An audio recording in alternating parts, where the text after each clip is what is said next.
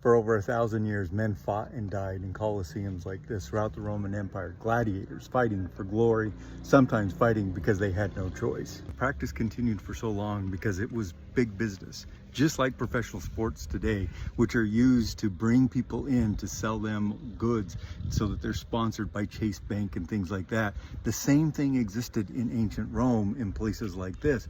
Politicians would put on huge gladiator spectacles in order to get people to recognize them, to give them political power. And businessmen would do the same in order to get people to buy their wares. It's always about power. It's always about money. Warriors, many of them were conscripts. They were slaves who were whipped and beaten in order to force them to come into the Colosseum. But others were men who wanted to make a name for themselves, to go down in history as one of the great fighters. And they would be led to this entryway and then come into the entryway first, followed by people with flags holding them up that advertised who their sponsors were, and then trumpeters after that. And as they came in, you could imagine the heady experience that it must have been to see these seats just full of people cheering and clapping. From here, they would be taken into one of these rooms back here where they would be held until it was time for them to start re-emerge out into the Colosseum, out to the crowds once again. Just like a WWW wrestling match today, there were different types of gladiator fights.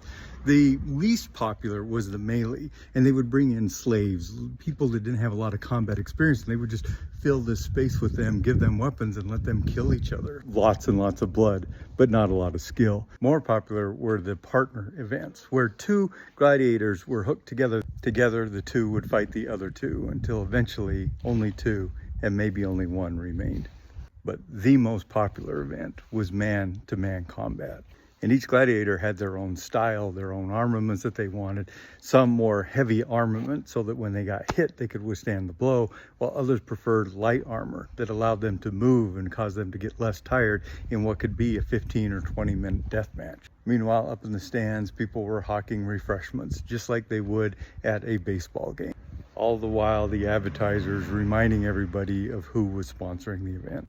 And oftentimes those were politicians who were trying to get the favor of the common man.